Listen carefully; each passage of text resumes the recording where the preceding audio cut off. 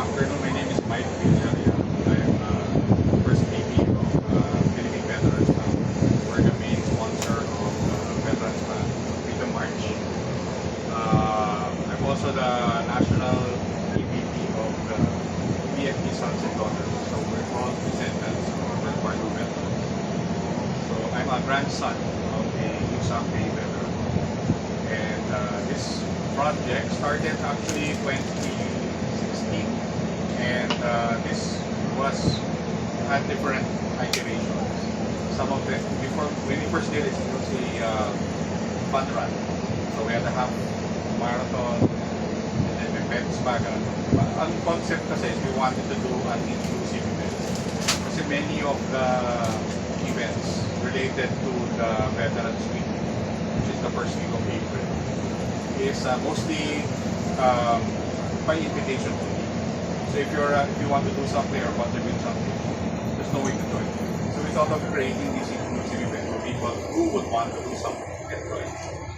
So nag-evolve po yung March natin. Una pa kami for motor, for big bikes, ultra marathon, the entire route, tapos meron pa kami bisikleta, yeah. So, and then last 2023, we decided to resume the march, meaning we will follow the original route of the Death March from kilometer 0 in Maribeles, Bataan, and march through Daybreak until here, Capas right, the side of Capas. Many of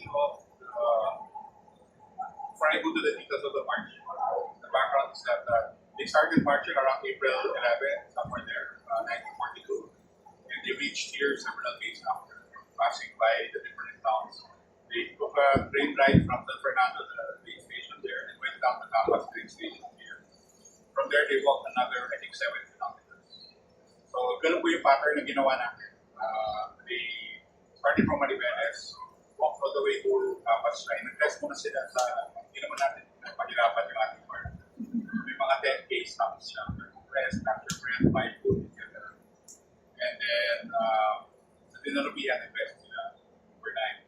And early morning, in fact, one day, start na sila mag-mechanic traffic. Hindi pa namin malagay sa train station, wala na sa atin masikip area. But sa Capitol, and then, nakain ng breakfast, bumili ng breakfast. Then they, instead of riding on the train, wala pa tayong train, bus na lang. So they took a bus to Capas Park. So from there, naglakad naman po sila from Capas Park all the way. Well, they're still on the way here. Last I heard is kilometer 129. There's 113. So 4 kilometers na lang that here already. This is it follows talaga the actual route of the Death Marchers to 94. Inspiration ko po was 2016, I was in New Mexico. They have what they call the annual Memorial Death March. It's in New Mexico. In fact, 8,000 people joined their death meeting.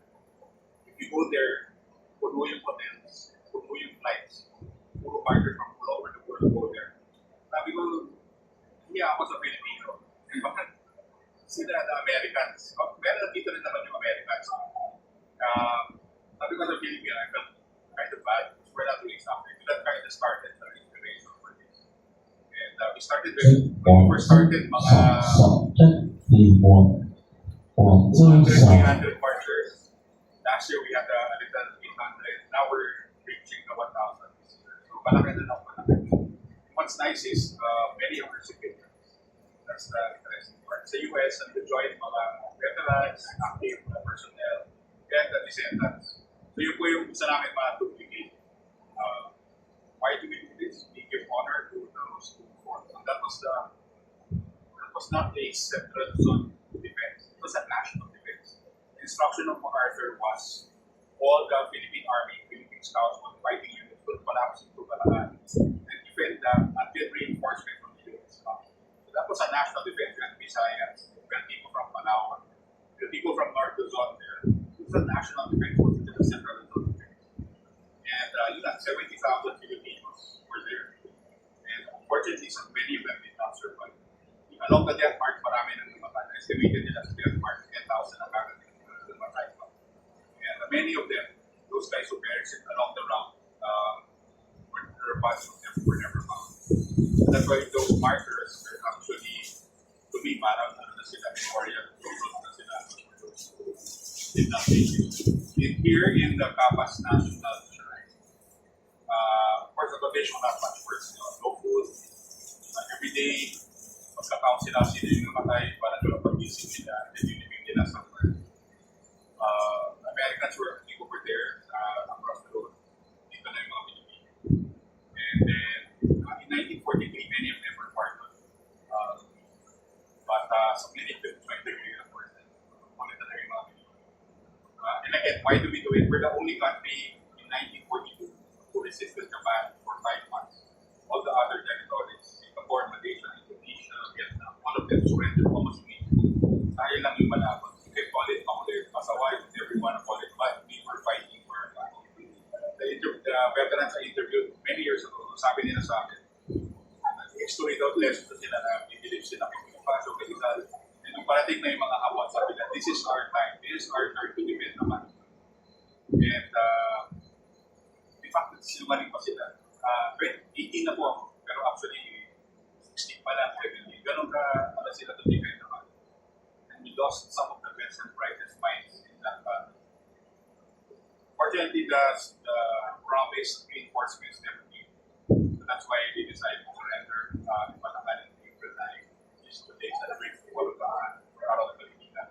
The big level and then, so that, parang that 5 months is so important kasi tayo lang mabot na sila despite the overwhelming odds. And we were winning. In January, we fought in the battle of the pockets.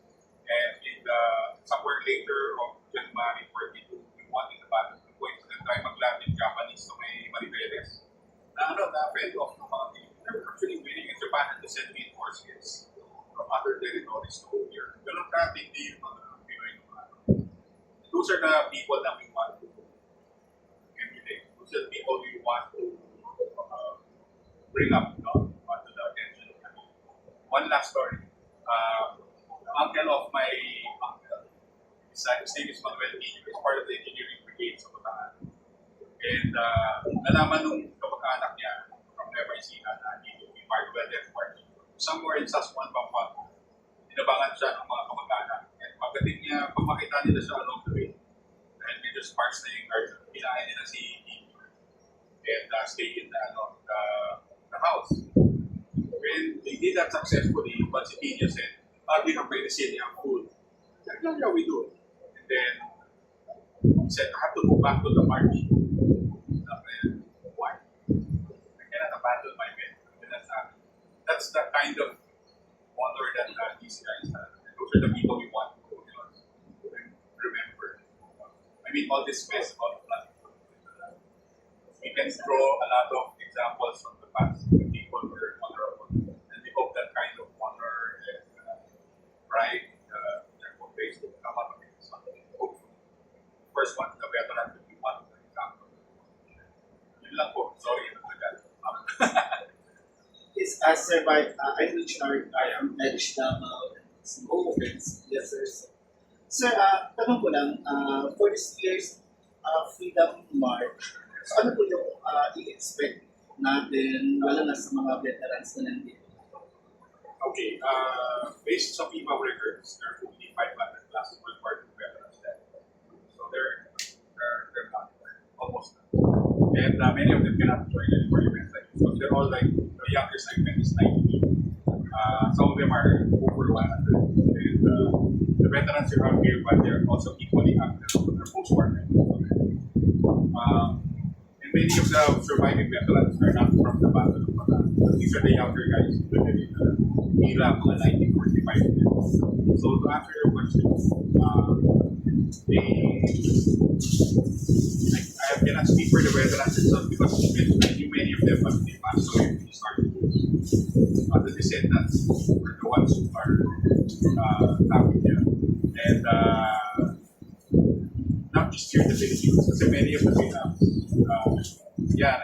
yung mga US Army veterans, the US Army, ano yung mga descendants and it actually migrate in the 70s. So marami sa kanila nasa America. And even here, meeting a lot of them, they say they're so happy that their forefathers have been with them. So I guess it's the best compliment I can hear from the descendants. Sir, I have another question. As a bank owned by World War veterans and their descendants, how does this event serve as the ultimate expression of your corporate charter and your commitment to the sons and daughters of our communities? Yeah. When they were still alive, having a veteran, there were two things that they could do for them. Number one is taking care of their health. That's provide medical help, medicines, down to the business. But the other thing that they wanted to was yung legacy. Nakakatuwa yung mga veterans. Pag ayaw nila masyadong, hindi sila magmalaki. Yung mga matulog, wala silang ganun. You have to draw it out. Pero yung mga, yung sarili na story, hindi nila kwento. Pero lahat sila ito, magkapatid. They're proud of their comrades. And, pero sarili nila, pero yan, hindi na sabihin, pero yung pala yung kwento niya, mas matindi pa sa kasama nila. So, naisip namin mas to draw out those stories. And when they were like, asked to write, handwritten their accounts. And we will match that with historical records. Then, hopefully, count that story. Medyo madami kasi extensive. So, starting with market, we come up with some documentaries. So, this march in particular is to help memorialize naman yung ating mga bataan. Because that's a separate group. And you have the Philippine Scouts, they were the elite forces. And then, the Philippine Army, ito naman yung mga kagaya ng lolo ko is a teacher. Pero lahat ng mga males, age 21 to 35, required to join the Philippine Army. So, ano yung conscripted niya. So, sila, lumaban din sila. And they were excited to fight. So, ito yung tinatawag na yung something. The States are martial arts. And, so yeah, that's we wanted to share their stories again. Lumalabas kasi yan, in the kilometer markers, you will see the dedication there. And it's our hope that people will learn more about their kababayan over there. And yun lang yung ano namin. Gusto namin. Hey, there's so many stories there. But we hope we can draw on some of them. Sir, speaking of stories, sabi mo nga napakadami. Can you mention at least one or two na tatatak during this 10-year na parang ano natin, with the march? Do we have any story to share? Talagang kung sa isip nyo, I cannot forget this scenario. Parang there was this American, I think it was pre-pandemic. He just showed up during the march. It's about mga 70. And may flag siya ng America sa Philippines na backpack niya. And sa backpack niya in honor of my two uncles who were in the Barangay March. Walked in, leaded it. Then wala partner. wala paboka, wala. That's one of our staff were talking. Said, "Why are you doing this?" Just to remember my uncles. And then yung dedication. So, that's one story that needs to down. Yung isa naman yung petit. That's so far. Questions? Sir, in relation to the markers, marami po kasi na-notice. Yeah, I know this. Markers from 100, kilometer 100. How does the awareness from the Freedom March affect the restoration of the converted markers and the insurance? Yeah, the markers are actually put up by a private called the Philippine American Development Fund. And I'm actually part of that board. And we try to ensure, sabi mo YTA, ang medyo napansin ko dito sa campus na parang wala rin. So, I have to check on that. But yeah, it's a growing concern. Since most of us are in Manila, but natutuwa ako sa social media concerns. Tumaas daw the recent years. Pag may natamaan ng truck, may repost report sa amin, ganun magkatama, hindi sa road biking, ini-ensure nila na magagalaw ng road. In other words, by the funds of the person, yung DPWF Region 3, in-ensure nila na pag may road bike, natawag din sa amin, road bike din po kami. Group po namin yung base, yung iba yung po namin, pero first pa kami ng bagong base. Yung mga sing awareness, in other words, ng mga tao sa markers, hindi kasi siya basta-basta ma-replace. The opening should always remain because may dedication time po yun. Either yung veteran na namatay or yung family na hindi siya basta-basta pwede mo pala. Ano talaga? Kaya yung program at ay program para mas lumawak.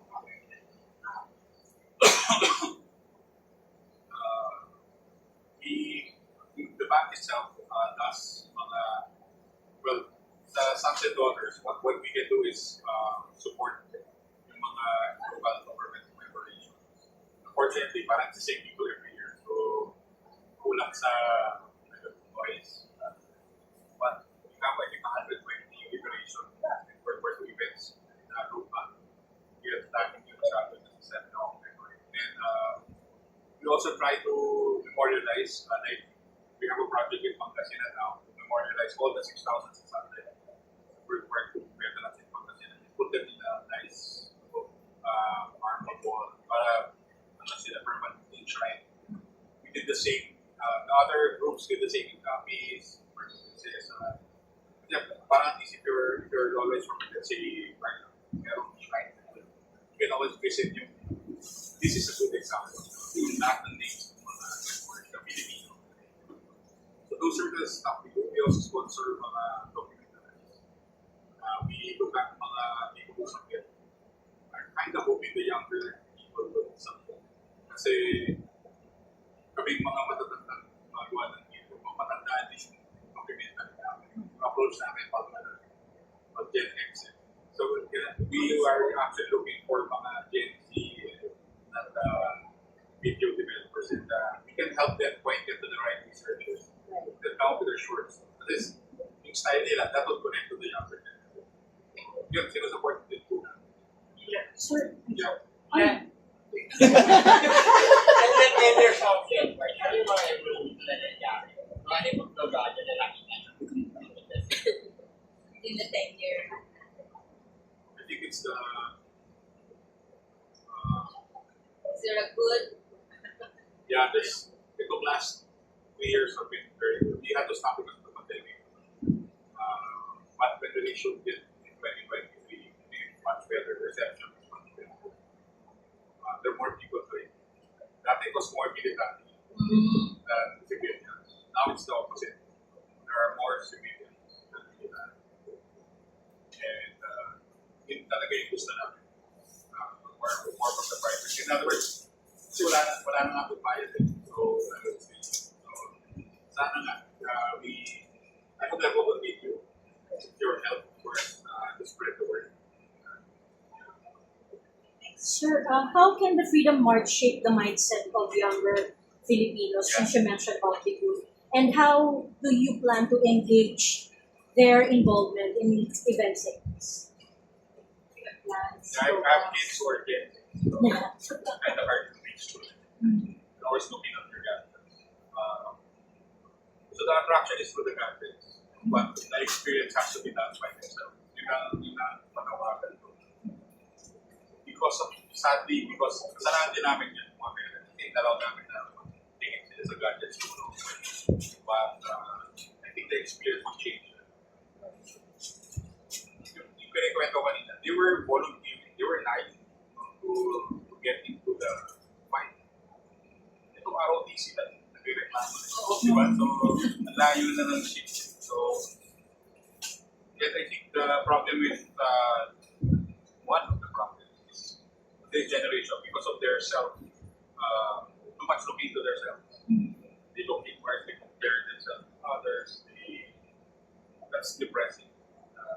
And if you look at the generation, the Gen X and the greatest generation before us, they're always looking outside. And the outside. How can I help my family? How can I help my community? How can I help my as psychologists? How do you deal with depression? Do something for the left person. Mawala ng depression. Kasi nakikita ko, they're worse off than I am. And they're smiling, they're happy. So that's the kind of model na I want. Parang they will look outside. They will look at the kasi the veterans when they joined, hindi naman it's glory and easy. They were not after, you know, magkaka-memorial team after the war. That wasn't what we after. They were after do something for my family, do something for my community, I'll fight for to preserve yung Philippines. And good, yung change na yun yung gusto kong ma-bridge somehow. And by sharing your experiences, if you notice, naglagay kami ng mga different interactive materials here to help them connect with those people. And hopefully that will get them into a journey na. Kasi napansin namin yung kids, pag na-attract sila, pag-research sila, napansin sila yun, di ba?